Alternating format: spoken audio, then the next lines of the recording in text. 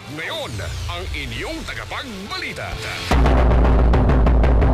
Magandang umaga Pilipinas sa anumang oras sa buong mundo. Narito ng Bombo Network News Morning Edition. Araw tayo ngayon ng Biyernes, June 12, Independence Day 2015. Ilang mga aktibidad sa paggunita ng Araw ng Kalayaan sa iba't ibang panig ng bansa nagsimula na. Sa Kawit, Cavite at Bonifacio Shrine sa Caloocan, buhos na rin ang mga kababayan para saksihan ang mga programa doon. Sa Luneta Park, buong maghapon ang aktibidad kasama na ang konsyerto mamayang hapon. Pagkakaisa ng mga Ilonggos bida sa Independence Day celebration ngayong araw doon sa Iloilo na dadaluhan mismo ng Pangulong Noynoy Aquino. Sa police reports, 2 salvage victims na may tama ng bala at umano'y pinahirapan bago pinatay na tagpuan doon sa Isabela. Samantala, sa ibang mga balita sa international news, panibagong teorya sa misteryosong pagkawala ng Malaysia Airlines Flight 370 sinusundan. Pagbagsak ng Germanwings plane, ikinokonsiderang manslaughter ng French investigators. Balitang sports sa NBA, Golden State Warriors umaasa makakabawi sa Game 4 ng NBA Finals laban sa Cleveland Cavaliers mamaya. At sa Asian Games, Pilipinas target ang gold medal sa golf at iba pang laro sa SEA Games, ngunit nananatili pa rin sa pang-anim na pwesto sa 22 mga gold medals. Sa football, Philippine Ascas nakatakdang lumipad ngayong araw sa Qatar para sa paghahanda o dito laban sa Yemen sa FIFA World Cup qualifiers matapos manalo sa Bahrain kagabi. Sa showbiz naman, ang kasal ng actress na si Tony Gonzaga at direktor na si Paul Soriano ngayong araw inaabangan na. Live nationwide via satellite mula rito sa Bombo News Center, Makati, ang inyong anchorman si Bombo Jundesca at ngayon sa detalye ng ating mga balita. Mag-i-update tayo dyan sa Kawit, Cavite, mga kaibigan, at maging dun sa Bonifacio Shrine na kaugnay ng mga aktibidad para sa Independence Day celebration ngayong araw na ito. May detalye si Bombo Gerald Ulip. Sa Bombo June, maagang ang nagsimula ang mga aktibidad sa Kawit, Cavite, kung saan ay pinangunahan ito ni Camarines Sur 3rd District Representative Maria Leonor Gia Robredo. Ang aktibidad ay pinangunahan ng isang parade na ngayon ay kasalukuyang isinasagawa sa loob mismo ng munisipalidad. Ayon kay Aguinaldo Shrine Curator Angelo J. Aguinaldo, ang tema ng Freedom Day celebration ngayong taon ay Kalayaan 2015, tagumpay sa pagbabagong nasimulan, abot kamay na ng bayan.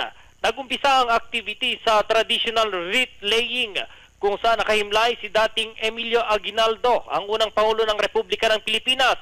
Ang Aguinaldo Shrine ay ang site kung saan mismo iwinagayway ni Pangulong Aguinaldo ang watawat ng Pilipinas at idineklara ang independence mula sa bansang Espanya noong June 12, 1989 or 1898. Samantala sa Bonifacio Monument sa Caloocan, buhos na rin ang mga tao para saksihan ang Araw ng Kalayaan ngayong araw kung saan pangungunahan na ito ni Supreme Court Justice Maria Lourdes Sereno. Isasabay ang flag raising ceremony sa Bonifacio Monument sa flag raising ceremony mamaya sa Iloilo kung nasaan ang Pangulong Aquino.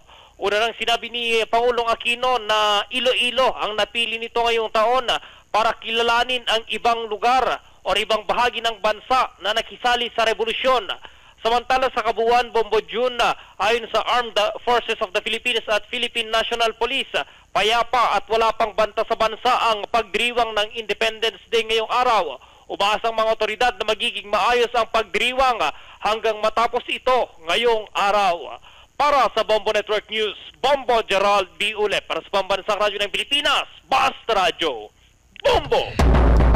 Ang pagkakaisa ng mga Ilonggos bida sa Independence Day celebration ngayong araw na dadaluhan mismo ng Pangulong Noynoy dyan sa Iloilo. May detalye ang Bombo Radio Iloilo.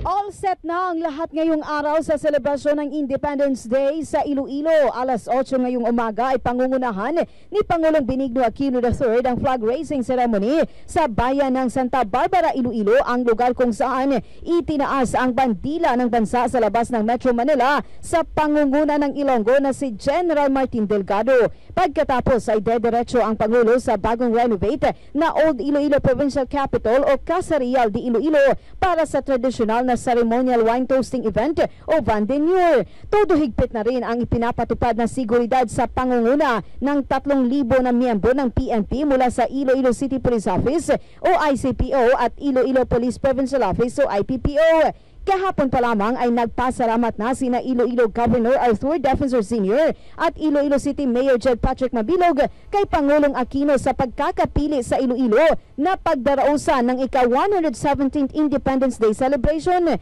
Sinabi naman ng Pangulo na kinikilala niya ang kontribusyon ng mga Ilonggo sa pagkamit ng kalayaan ng bansa. Hinikayat naman ng Ilonggo officials at ng Pangulo ang mga Ilonggo na ipagpapatuloy pang pagkakaisa na sinimula ng mga Ilonggo noon sa pakikipaglaban sa mga mananakop para sa tuloy-tuloy na pag-unlad ng bansa. Napag-alaman na puring-puri ang Pangulo at mga national officials sa Iloilo dahil sa pagkakaisa ng mga leader dahilan kung bakit kaliwat kanan ang mga proyekto kung saan kahapon ay 4 billion pesos na infrastructure projects ang pinasinayaan ng Pangulo. Para sa Bombo Network News, mula sa Bombo Radyo Iloilo, Bombo Ani de la Cruz nagulat para sa Pambansang Radyo ng Pilipinas, Basta Radyo, Bombo!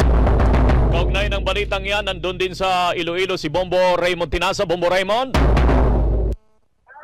Okay, maraming salamat. Magandang umaga dyan sa Metro Manila. Isang maalam at mainit na magbati ng Araw ng Kalayaan. Direktamente live dito sa may Santa Barbara, Iloilo, Bombo June.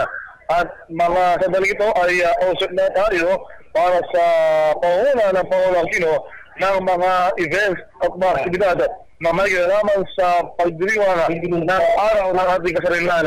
Una sa ngayong araw, alas 8 mamaya naman ang pagwawagayway pagkataas sa ating watawat na Pilipinas na pangunahan ng Pangulong Aquino any moment from now ay dating na dito sa may harapan ng makasaysayan Santa Barbara Church.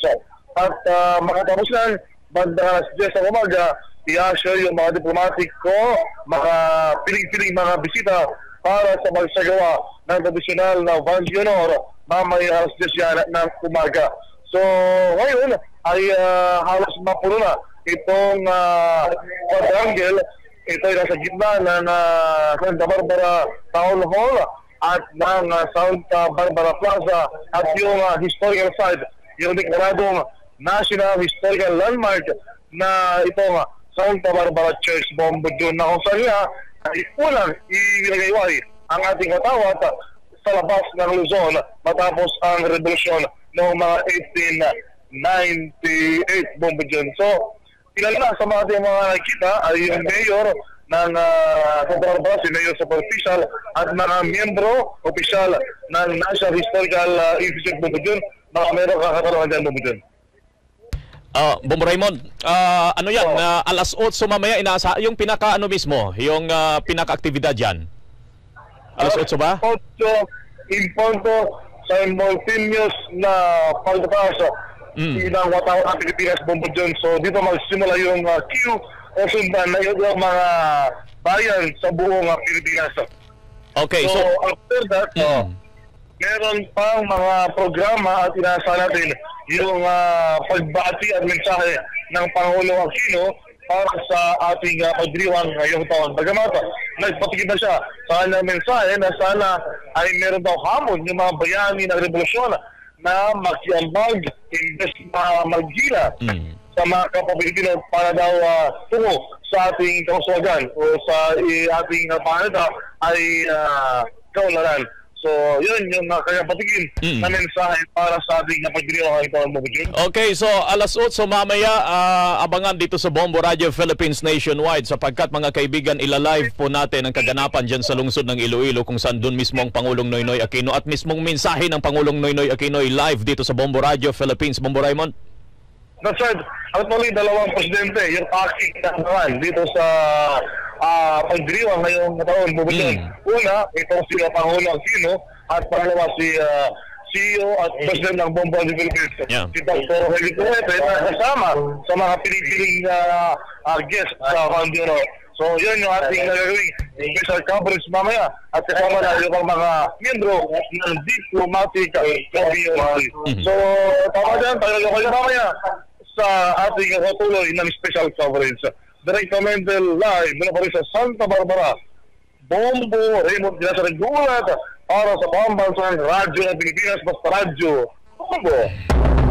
Ulitin natin, standby ang lahat ng mga himpilan ng Bombo Radio Philippines nationwide. Yung ating mga listeners, kaugnay po yan sa selebrasyon ng Independence Day dyan sa lungsod ng Iloilo. Doon mismo ang Pangulong Noynoy Aquino at ang mga matataas na opisyal ng ating pamalaan at siyempre yung diplomatic community. At yan po ay ihahatid ng Bombo Radio Philippines mamaya, mga alas 8 ng umaga po yan.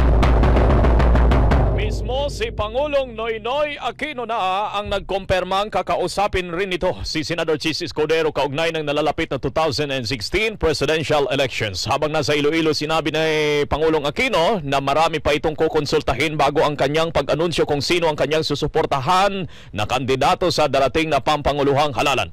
Magugunitang nakadalawang beses nang kinausap ni Pangulong Noynoy si Senadora Grace po at kinumpirma rin ng senadora na ito'y may kinalaman sa halalan bagamat wala pa umanong formal na alok ang Pangulong Noynoy Aquino sa senadora. Isa sa sinasabing pambato ng Liberal Party ni Pangulong Noynoy Aquino ay si Secretary Mar Rojas na ngayon ay hindi pa rin formal na nagdideklara ng kanyang kandidatura tulad ni Napo at Escudero. Premature pa umano ang mga pangamba at kritisismo sa substitute bill para sa Bangsamoro Basic Law. Sinabi ni Senador Bongbong Marcos, Chairman ng Senate Committee on Local Government, na humihimay sa BBL, wala pang substitute bill kaya wala sa lugar ang mga pagtutol ng Malacanang at ng Moro Islamic Liberation Front. Balak ni Marcos na amyendahan ang ARMM law para sa siyang ipalit sa Bangsamoro Basic Law na maraming provision daw ang labag sa konstitusyon. Gagamitin ng senador ang break ngayon ng sesyon ng Kongreso upang buuin ang substitute bill na kanyang isusumite sa plenaryo ng Senado sa buwan ng Hulyo. Pabor si Senador Coco Pimentel sa panukala ni Vice President Gigi Marbinay na gawing 4 na taon ang pagpanunungkulan ng isang Pangulo at Vice President, subalit maaring ma-re-elect. Paliwanag ni Pimentel, maganda ang hakbang ni Binay dahil sa maagang papalitan sa pwesto ang isang leader ng bansa kung hindi maganda ang kanyang panunungkulan. Pero ayon kay Pimentel, kailangan munang amyendahan ng konstitusyon ng ating bansa para maipatupad ito. Ayon pa sa senador, 6 o 4 na taon man ang ibibigay na termino sa isang Pangulo ay napakahaba niya ito para sa isang tiwali at palpak na leader ng ating bansa. Sinabi naman ni Senador Chis Escudero na anumang pag-amyenda sa saligang batas ay hindi dapat pakinabang sa nakaupong presidente. Nakahandang makikipagpulong si Senador Sani Angara sa mga guro na tumutol sa kanyang panukalang batas na naglalayong patawan ng kaparusahan ang mga school authorities at employees na nambubuli sa mga estudyante. Ayon kay Senador Sani Angara, mainam na naglabas ng sentimento ang mga guro sa kanyang panukala. Aminado ang senador na mahirap timbangin ang karapatan ng mga guro laban sa seguridad ng mga mag-aaral sa harap ng mga reports na maraming mag-aaral ang biktima ng sobrang pagdisiplina ng mga guro. Magugunitang hiniling ng Teachers Dignity Coalition kay Angara na i-withdraw na lamang ang kanyang panukala na magpapalawak ng saklaw ng Anti-Bullying Act. Pero nilinaw ng senador na ang paghain ng bill ay unang hakbangin pa lamang ito at tiyak niyang kukonsultahin daw ang mga guro. Nabatid na sa panukala ni Angara ang sinumang guro na mapatunayang nambuli o nanggigipit sa kanilang mga estudyante ay pagmumultahin ng 50,000 pesos hanggang sa 100,000 pesos o pagkakakulong ng hanggang sa 6 na buwan hanggang sa 1 taon. Mamayabangan po ninyo, may 2 salvage victims na may tama daw ng bala sa ulo at umano'y pinahirapan pa bago pinatay. Natagpuan dun sa Isabela. Susunod na yan. Stand by! Ito at iba pang mga pangunahing balita. Susunod na! 8 days till the 12th year of Dunkin' Donuts Day. Avail of 2 winning combo boxes for 299 pesos on June 20 per DTI FTEB SPD permit number 4362 series of 2015. 8 days till the 12th year of Dunkin' Donuts Day. Avail of 2 winning combo boxes for 299 pesos on June 20 per DTI FTEB SPD permit number 4362 series of 2015. Bombo, Disaster and Emergency Preparedness. Maging handa sa anumang trahedya o kapahamakan sa anhi ng lindol. Pagkatapos ng lindol, lumabas ng gusali papunta sa open area. Huwag masyadong magmadali at huwag ding magtakbuhan. Gumamit ng hagdan at huwag ng elevator. Lumikas o mag-evacuate kung kinakailangan. Dalhin ang emergency kit na inyong inihanda. Makibalita sa mga pangyayari. Makinig sa Bombo Radio at Star FM stations. Maging alerto rin sa mga aftershocks. Maaaring sumunod na mangyari ito ilang sandali matapos ang unang paglindol. Tandaan, sa ganitong panahon, kahandaan at kaalaman, susi sa kaligtasan. Bombo, Disaster and Emergency Preparedness. Mula sa Pambansang Radyo ng Pilipinas. Bombo Radio Philippines. Basta Radio Bombo! At ngayon, narito na ang mga pangunahing balita. Bombo Police Reports! Bombo Police Reports! May dalawa raw salvage victims na may tama sa ulo at umano'y pinahirapan bago pinatay. Natagpuan sa Isabela, may detalyeng Bombo Radio Kawayan.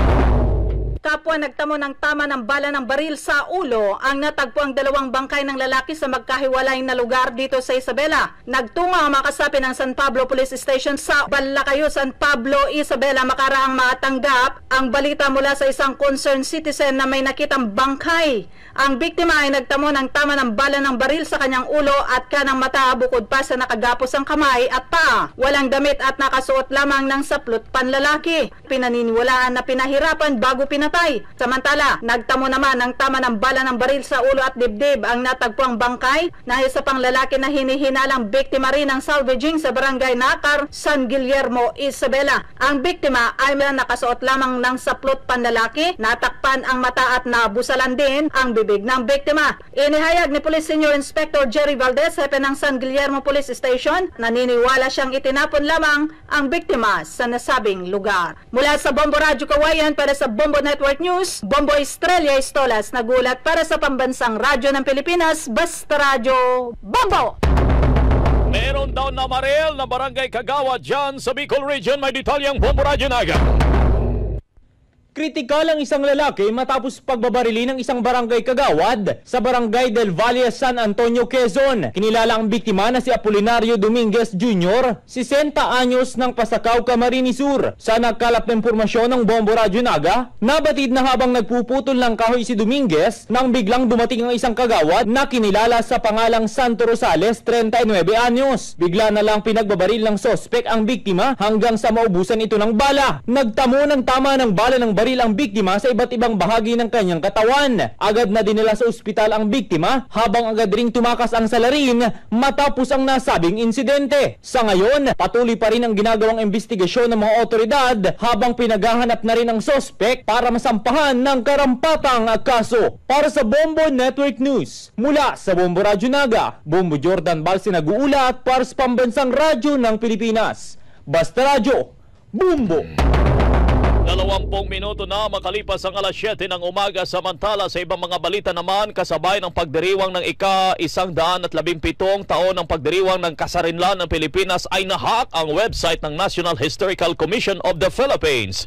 Nagpakilala ang mga hackers na mentioner, Pinoy Vendetta Global Security Hackers at All Pinoy Hackers. Pagbukas ng website ng NHCP ay bumungad ang Independence Day. Sa baba nito ay may mga mensahe ng grupo ng mga hackers kay Pangulong Noynoy Aquino. Ayon sa mga hackers, ngayong Independence Day ay ang araw daw ng paglalahad ng Pangulong Noynoy Aquino.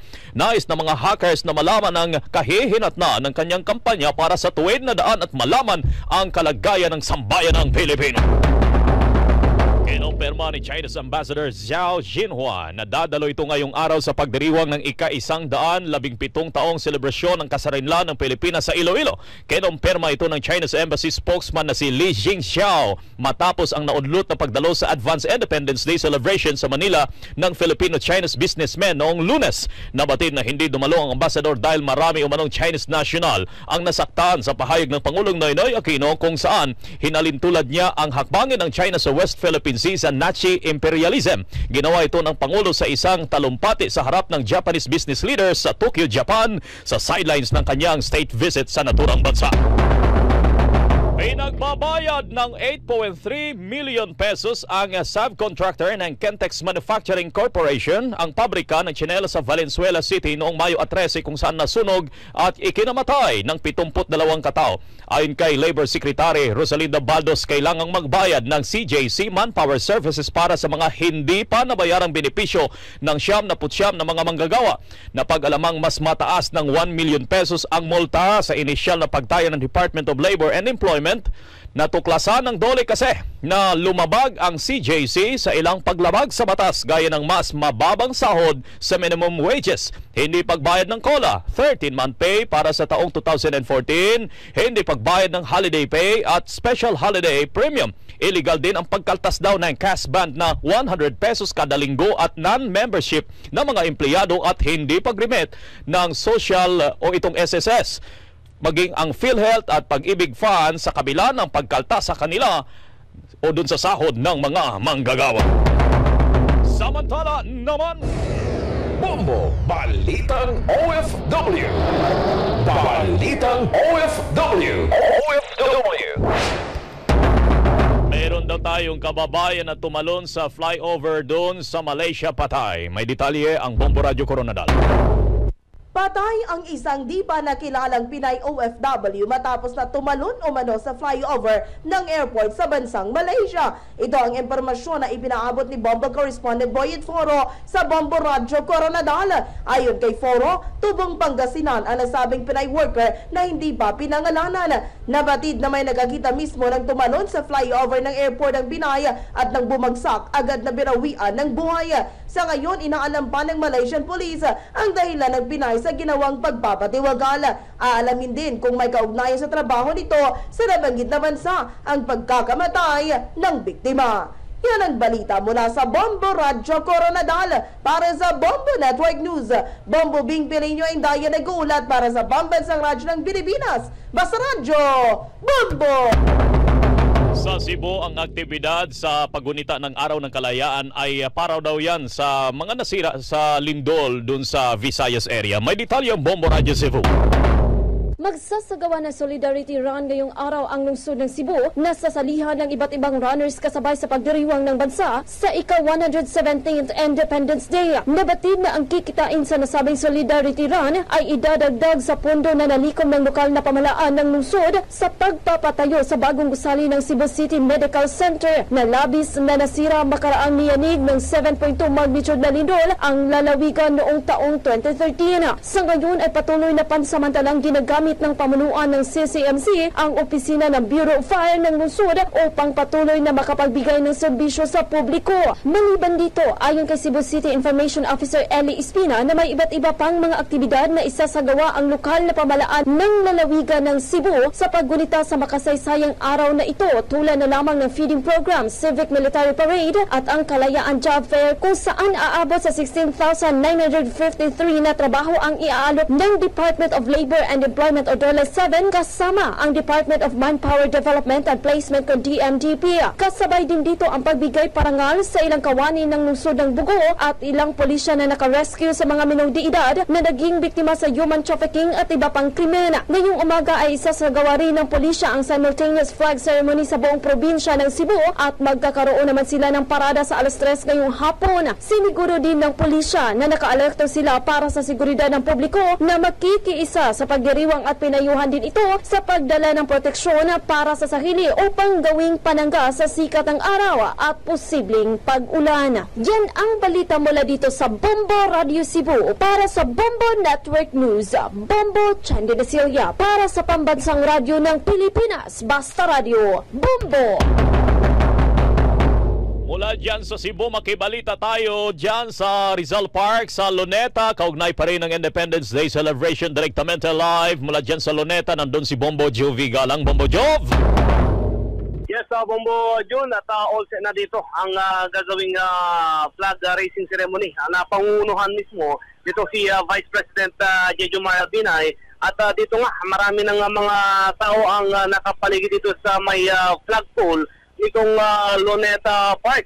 Kompleto na rin ang ating mga kapulisan sa pagbibigay ng seguridad at ganoon din ang mga ilang representante ng iba't ibang government offices ang nandito upang tunghayan ang ika-117 na Independence Day celebration ng ating bansa. Pamaya alas 8 lang na yung flag raising ceremony ang gagawin dito ni Vice President Binay. At ating mga nakuhang informasyon ay pagkatapos ng flag raising ceremony ay wala nang mga programa pa dahil ito ay tutungo pa. Ito si Vice President ay tutungo sa probinsya ng Quezon. May mga programa pa itong gagawin like may inauguration ng isang hospital at pagbibigay ng mga equipment para sa mga hospital dyan sa may probinsya ng Quezon. So, hausa ka, Bombo John. Okay, ibig sabihin, buong hapon pala yung mga aktibidad dyan, lalo na yung konsyerto mamaya. May konsyerto dito, tama ka dyan, Bombo John, pero itong opening program lamang ng 117th Independence Day celebration ay pangungunahan lang ni Vice President Binay. At yung mga hapon, mamayang hapon, ay may mga Independence Day concert na tinatawag dito sa may Luneta, dito sa may Quirino Grandstand mismo para sa itong pagdiriwang ng ating kalayaan na Bombo John. At siyempre na maluwag yung traffic mula sa ating mga nadaanan sa kabuuan ng EDSA dahil holiday nga at Biyernes nung weekend ika nga nila kung kaya't walang problema sa traffic dito sa kabuuan ng EDSA nating nadanan. So yan muna yung ating mga itong situational report mula dito sa may Luneta. Maya-maya magbabalik tayo pag nag-umpisa na itong flag raising ceremony para sa Pambansang Radyo ng Pilipinas. Bombo Jubino Galang nagulat para sa Pambansang Radyo ng Pilipinas. Basta Radyo, Bombo! Bombo International News. Bombo International News. International News. Panibagong teorya na naman ang sinusundan kaugnay ng misteryosong pagkawala ng Malaysian Airlines Flight MH370, 15 buwan ang nakaraan matapos ang trahedya na yan. Ayon sa isang mathematician na si Gong Chen ng isang universidad sa Texas, posibleng bumagsak ang eroplano na isang Boeing 777 sa dagat sa vertical position. Ito niya ang paliwanag kung bakit hanggang sa ngayon ay wala pang nakikitang debris ang eroplanong yan. Paliwanag ni Shen, kapag nasa vertical position kasi ang eroplano nang bumagsak, buo pa rin ito. Kaya naman posibleng ito ang dahilan kung bakit walang na-recover na mga debris. Ang teorya ni Shen ay batay sa computation nito gamit ang applied mathematics at fluid dynamics at ang numerical simulation ng eroplano. Ang Flight 370 ay nawala habang patungong Beijing, China. Mula sa Malaysia, nalulan ang 239 na katao. Pinaniniwala ang bumagsak ito sa Indian Ocean kung saan patuloy na naghahanap ngayon ang International Search Team. Binuksan ng French investigators ang panibagong investigasyon kaugnay ng pagbagsak ng Germanwings Flight 9525 sa French Alps noong Marso. Ikinokonsidera ng French prosecutors na manslaughter ang nangyari, subalit wala pang partikular na target ng kakasuhan. Ayon kay Marseille's prosecutor Bryce Rowan, walang dudang co-pilot na si Andreas Lubitz ang nagpabagsak sa Flight 9525 na may lulang 150 katao. Hindi kasi sinasabi daw ng doktor na si Lubitz ng Lufthansa na parent company ng Germanwings ang kondisyon ng co-pilot na nagkaroon ng depresyon at mental illness ito. Samantala, The Cavaliers. The Warriors. Thompson misses Curry, the rebound. The putback is fouled. Here's Green, throws it up. Hogan throws it down. The 2015 NBA Finals Update. Makakabawi kaya ang Golden State Warriors? Umaasa makakabawi sa Game 4 ng NBA Finals laban sa Cleveland Cavaliers mamaya sa ngayong umaga na yan. At sa ating The 28th Southeast Asian Games Singapore 2015 updates. Ang Pilipinas ay target ang gold medal sa golf at iba pang laro sa SEA Games, ngunit nananatili pa rin tayo sa pang-6 na pwesto sa 22 gold medals. Sa football naman, ang Philippine Team Ascals ay nakatakdang lumipad ngayon sa Qatar para paghandaan ng Yemen sa FIFA World Qualifiers matapos manalo kagabi sa Bahrain team. May detalye lahat ng yan si Bombo Kevin Fuentes. Yes, Bombo, June inspired sa ngayon para sa susunod na laro ang Philippine Ascals para sa 2018 FIFA World Cup Qualifiers matapos manalo kagabi kontra sa Bahrain sa score na 2-1 na isinagawa sa Philippine Sports Stadium sa Bulacan. Tampok sa panalo ng Ascals ang puntos na nasungkit ni Misag Bahadoran at Javier Patiño para bigyan ng 3 points ang bansa sa Group H. Itinuturing itong historic win dahil ito ang pinakaunang panalo ng Ascals sa Bahrain sa international play. Ngayong araw ay nakatakda ng umalis ang Philippine team upang mapagandaan ang kanilang susunod na laro laban sa rank 168 na Yemen. Sa June 16, nagaganapin naman sa Qatar Sports Club sa Doha. Ang rank 137 na Ascals ay nasa Group H kung saan makakalaban din nila ang North Korea at Uzbekistan. Umaasa ang Pilipinas na makausad ito sa first 2 rounds ng home and away matches. Samantala, hangad ng Philippine team na madagdagan pang gintong medalya sa nagpapatuloy na ika-28 Southeast Asian Games sa bansang Singapore. Ngayong araw ay may 30 medal events ang bansa kung saan inaasang makasungkit ng gold ang Pinoy athlete sa golf, particular sa men's at women's individual na kapwa-pasok na sa finals. Sasabak rin sa laro ang mga pambato ng Pilipinas sa bowling, taekwondo, tennis, shooting, archery at marami pang iba. Natili ang Pilipinas sa ika-6 na pwesto sa SEA Games na may kabuuang 22 golds, 27 silvers at 41 bronze para sa 90 medalya.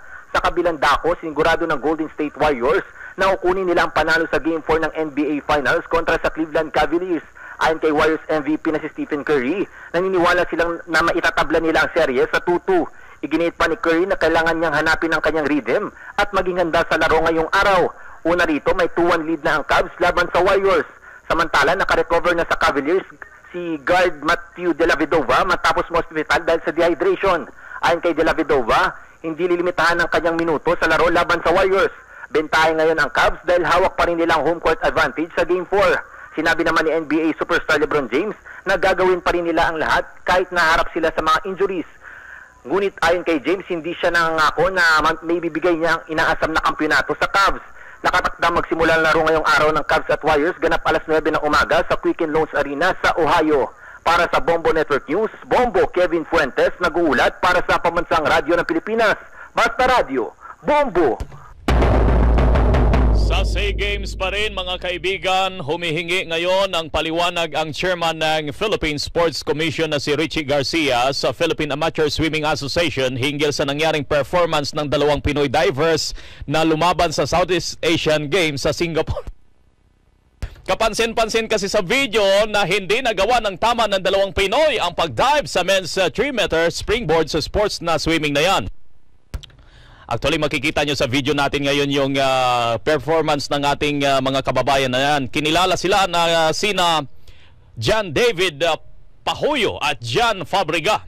Nagtataka kasi si Garcia dahil mahusay umano ang 2 divers nang makita niya na ito ay nagsasanay pa lamang sa Rizal Memorial. Anya, pagbibigyan niya ng pagkakataon na magpaliwanag si PASA President Mark Joseph sa nangyaring insidente sa SEA Games. Patuloy ngayon na pinag-uusapan kasi sa viral video. Ayan, panoorin po ninyo kung sino merong video streaming dyan. Yung pakiulit nga, Bombo Randy, yung performance ng ating mga kababayan. Bagamat tayo po ay naniniwala na magaling po yung ating mga Pinoy athletes dyan sa Asian Games, pero sumablay itong 2 ito. Kasi nagda-dive po sila, kung makikita po natin sa video ngayon, kung mag-dive ka, tatalon ka muna para sa springboard. Yung bagsak mo dapat, ulo yung mauna mo, yung sa kanya likod lumagpak yung likod niya sa tubig. Yung isa naman, tuhod. Kaya medyo sumablay mga kaibigan. Kaya ngayon, ang daming loko-loko sa internet kung anong pinagagawa dito sa video na ito ng ating mga kababayan. Pero tayo pa rin ay taas noo para sa performance ng ating mga kababayang Pinoy athletes dyan sa Asian Games. Pang-anim po tayo ngayon. Meron na tayong 22 golds mga kaibigan sa nagpapatuloy na Asian Games dyan sa Singapore. At tayo po'y umaasa na madagdagan pa itong mga golds ng ating mga kababayang Pinoy athletes dyan sa Singapore. Samantala sa ibang mga balita, Bombo Showbiz Balita. Bombo Showbiz Balita. Showbiz Balita. Ang kasal ng actress na si Tony Gonzaga at direktor na si Paul Soriano ngayong araw, inaabangan na. May detalye si Bombo Lizel Galan. Inaabangan na ang kasalang Tony Gonzaga at Direk Paul Soriano ngayong araw. Mahalaga ang June 12 para kina Paul at Tony dahil ngayong araw ay ang ika-8 anibersaryo nila. Ang pagpapakasal sa Independence Day ay kalayaan din umano para sa actress TV host para sa pagharap sa bagong chapter ng kanyang buhay. Simple lang ang kasalan na gaganapin sa simbahan kung saan bininyagan si Tony sa hometown nito sa Tanay, Rizal. Gayunpaman, star-studded ang okasyon na dadaluhan ng mga kasamahan sa showbiz ni Tony at Paul Soriano. Ang kilalang designer na si Vera Wang ang gumawa ng gown ng aktres. Samantala, ipinagtanggol naman ng photo studio na kumuha sa kanilang prenup photos si Tony. Naging usap-usapan kasi ang isa sa mga picture kung saan ang siko ng aktres ay nasa isang painting sa National Museum kung saan kinunan ang larawan. Batay sa guidelines ng National Museum, hindi maaring hawakan ang anumang painting. Ayon sa Metro Photography na kumuha ng mga larawan, walang plano na hawakan ang painting. Ngunit habang kinukunan na si Tony, ay nalaglag sa aktres ang painting kaya nagpaalam sila sa pamunuan ng National Museum kung maaring hawakan na lang ang nasabing painting. Gayunpaman, humingi pa rin ng paumanhin ang Metro Photography sa mga na-offend at maging sa National Museum na naapektuhan ng mga negatibong reaksyon. Bombo Lizel Galan para sa Pambansang Radyo ng Pilipinas, Basta Radio, Bombo! Para sa nag-aabang sa resulta ng Lotto Draw ng Philippine Charity Sweepstakes Office dito sa Metro Manila para sa June 11, 2015, kagabi po yan, sa Super Lotto 649, ang mga lumabas na numero ay 29, 21, 01, 14, 18 at 07. Ulitin po natin para sa Super Lotto 649. Ang mga lumabas na numero ay 29, 21, 01, 14, 18 at 07. Jackpot prize 61.7 million pesos ayon sa PCSO, walang nanalo. Para naman sa Lotto 642, Lotto 642. Ang mga lumabas na numero ay 06, 08, 20, 13, 32 at 05. Ulitin natin, Lotto 642. Ang mga lumabas na numero ay 06, 08, 20, 13, 32 at 05. Jackpot prize 52.6 million pesos ayon sa PCSO, walang nanalo. Bombo Business News and Foreign Exchange Rate Update. Foreign Exchange Rate Update. Ang halaga ng isang US dollar ay katumbas ng 44 pesos and 96 centavos. Ang isang Hong Kong dollar ay katumbas ng 5 pesos and 79 centavos. At isang Singaporean dollar ay katumbas ng 33 pesos and 52 centavos. Ngunit ngayong araw na ito, walang trading sapagkat holiday. Ang Bombo Business News and Foreign Exchange Rate Update are brought to you by Queen City Development Bank. Balikan ko lang ang ating mga headlines. Ilang mga aktibidad sa pagunita ng Araw ng Kalayaan sa iba't ibang panig ng ating bansa nagsimula na. Diyan sa Kawit, Cavite at Bonifacio Shrine sa Caloocan, buhos na rin ang ating mga kababayan para saksihan ang programa. Sa Luneta Park, buong maghapon po ang aktibidad kasama ang konsyerto mamayang hapon. Pagkakaisa ng mga Ilonggos bida sa Independence Day celebration ngayong araw na dadaluhan mismo ng Pangulong Noynoy Aquino. Sa balitang sports, sa NBA, Golden State Warriors umaasa makakabawi sa Game 4 ng NBA Finals laban sa Cleveland Cavaliers mamaya. Sa Asian Games, Pilipinas target ang gold medal sa golf at iba pang laro sa SEA Games, ngunit nananatili pa rin sa pang-anim na pwesto sa 22 gold medals. Sa football, ang Philippine Team Ascals nakatakdang lumipad ngayon sa Qatar para paghandaan ang Yemen sa FIFA World Cup qualifiers matapos manalo kagabi sa Bahrain sa score na 2-1. Sa showbiz naman, ang kasal ng actress na si Tony Gonzaga at director na si Paul Soriano ngayong araw na ito inaabangan. Mga kaibigan, mamaya alas 8 ng umaga, abangan po ninyo dito sa lahat ng himpilan ng Bombo Radio Philippines AM, Bombo Radio and Star FM stations nationwide, yung ating live coverage kaugnay ng Independence Day celebration dun sa Iloilo, kung saan nandun mismo ang Pangulong Noynoy Aquino at matataas na opisyal ng ating pamahalaan. Live po yan dito sa Bombo Radio Philippines, direktamente mula dyan sa Iloilo. At live mula dito sa Bombo News Center Makati, ang inyong anchorman si Bombo June Desca para sa Pambansang Radyo ng Pilipinas. Basta Radyo Bombo! Inyong napakinggan ang may init at pinakabagong mga balita sa Bombo Network News.